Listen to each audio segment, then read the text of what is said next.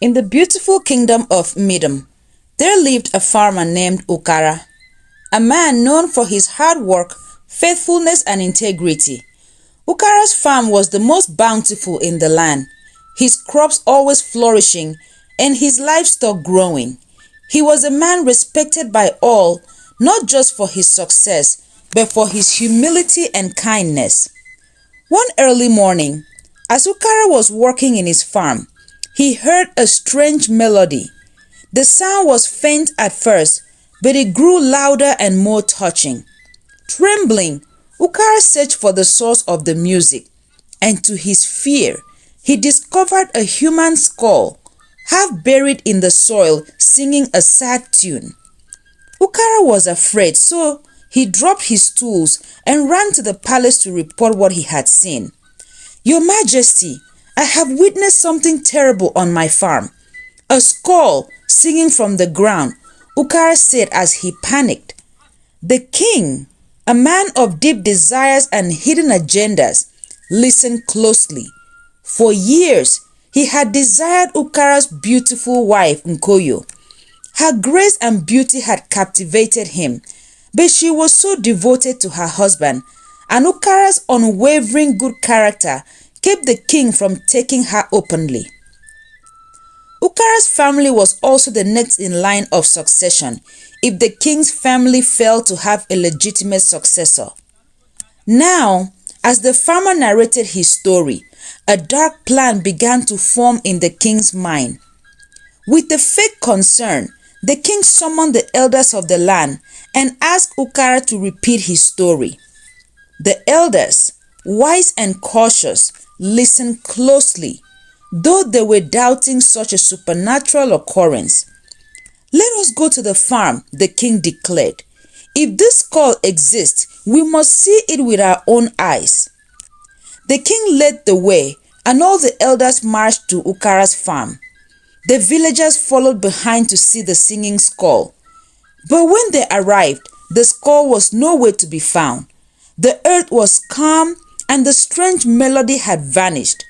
Ukara was confused, unable to explain the disappearance. The king was angry. His face darkened as he felt embarrassed in front of his people. "This man has lied to his king. Do you dare mock me with tales of the supernatural?" he thundered. "You have made me a fool before my people," he declared, his voice cold and final. And in this land, those who lie to the king must pay with their lives. Ukara fell on his knees, pleading for mercy. "I swear by the gods, your majesty, it's true. I saw the skull with my own eyes." The elders were shocked. "Your majesty," one elder spoke up, "no one in our history has ever been killed for lying to the king. The punishment is too severe." But the king was determined. He saw this as an opportunity to get rid of Ukara and take his wife Nkoyo. He also wanted to protect the crown from leaving his family. Without further discussion, he ordered that Ukara be buried alive in the village square. The villagers watched in fear as the sentence was carried out, and Nkoyo, pregnant with their child, was left to mourn her husband, consumed by grief and anger. The king, believing that Ukara's death had cleared the path for him, approached Nkoyo after a few months. He pretended to have sympathy and concern and offered her protection and comfort in her time of need. But Nkoyo, though heartbroken, was a woman of strength and satisfaction. She saw through the king's deceit and knew that he had arranged her husband's death out of lust. "Your Majesty," Nkoyo said boldly, "I seek justice for my husband, not comfort. My husband was an innocent man, condemned without reason. Until justice is done, I cannot accept your advances." The king was ashamed by her rejection. His anger burned up, but he hid it with a forced smile. "You are grieving, Nkoyo," he said. "In time, you will see that I only wish to care for you." But Nkoyo remained steadfast. She turned the king away, her mind focused only on seeking justice for Ukara. The villagers who had also admired her began to gossip about her courage and strength. Whispers of the king's wrongful actions spread, and the elders grew increasingly uneasy with the situation.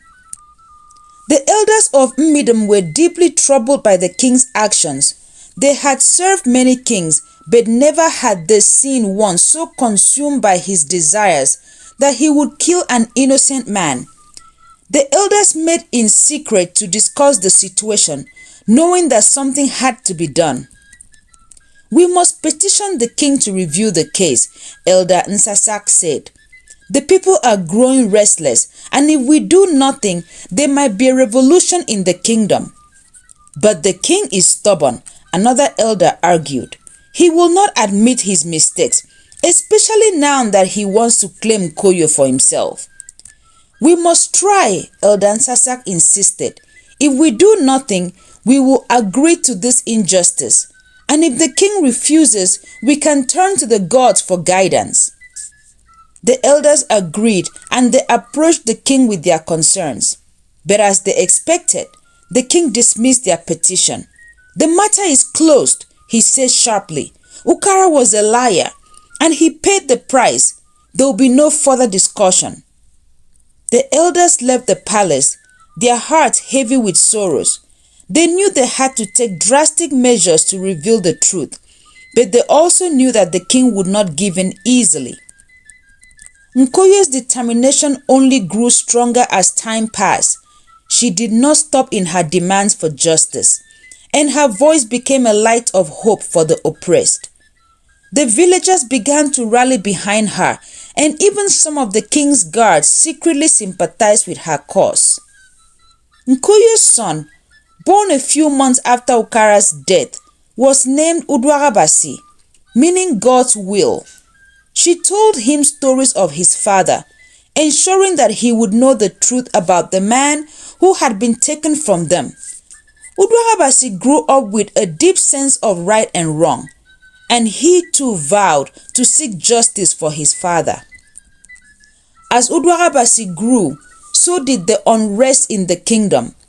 The people began to question the king's authority, and rumors of his wrongdoing spread like wildfire. The elders, seeing that the time was right, decided to take the matter to the highest authority, the land goddess, who was revered as the protector of truth and justice. The elders gathered in the sacred forest where the goddess lived.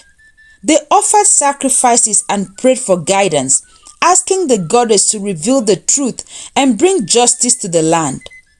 The villagers, now fully aware of the situation, watched, hoping that the goddess would answer their prayers. That night, the goddess appeared in the dreams of the elders, her voice filled with anger.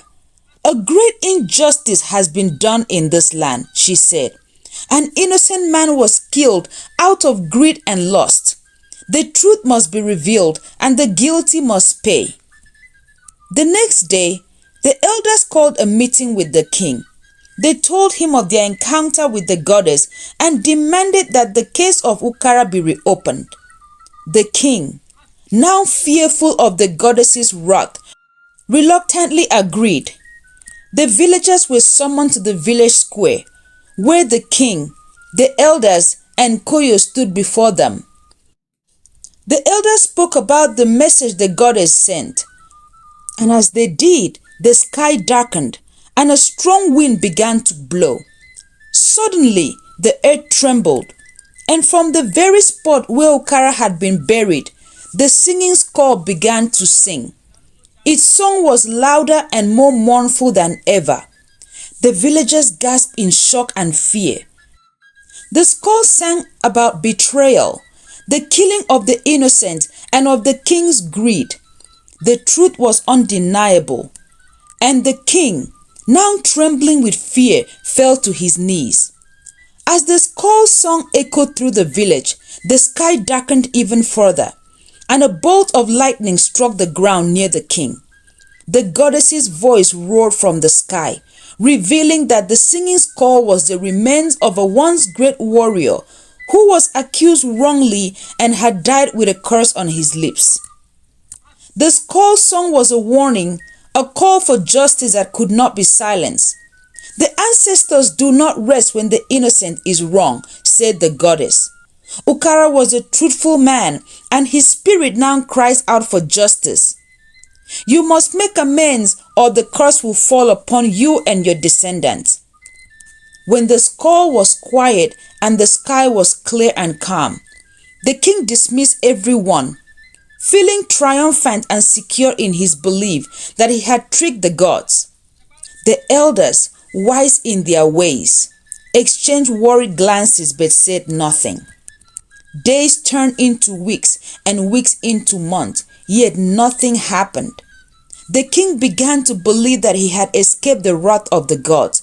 He was bolder, more aggressive, laughing in the face of those who spoke of divine justice. To prove himself, he called for a feast in his court to show that he had nothing to fear. He invited his friends, other kings from the neighboring village, the elders, and the entire people of his kingdom. He stood before them dressed in his finest robes, adorned with gold and jewels. With a confident smile, he addressed the crowd. "Behold the king," he declared. "The gods are nothing but tales to frighten the weak. I stand before you unharmed, untouched by their so-called wrath. Let this be a lesson to all. No one is above the king." The crowd murmured in uneasy agreement. Right in the middle of his address, there was a sudden and unnatural stillness. The torches began to flash and dim, casting threatening shadows in the room. The air was thick and tense. The king's heart began to race in fear. He had never seen or felt anything like that before. He turned around to leave the hall, but his feet felt as if they were rooted to the spot. He panicked as he realized that he could not move. He could not even cry out for help. Then, from the darkness, a voice echoed through the chamber.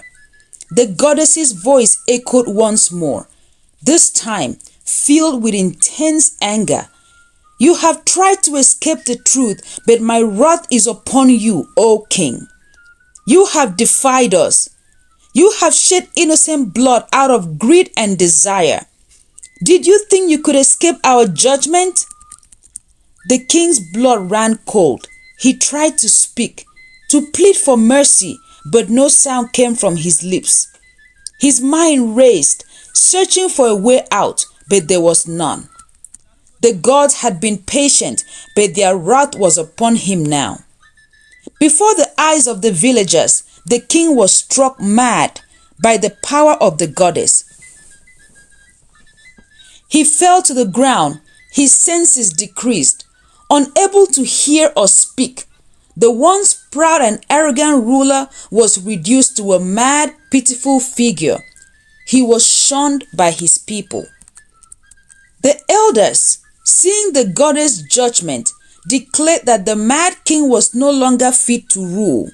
They stripped him of his crown and banished him from the palace, leaving him to wander and roam about in the land, a living proof of the consequences of his actions. The king's family was banished from the palace. His family watched the mad king roam naked in the village.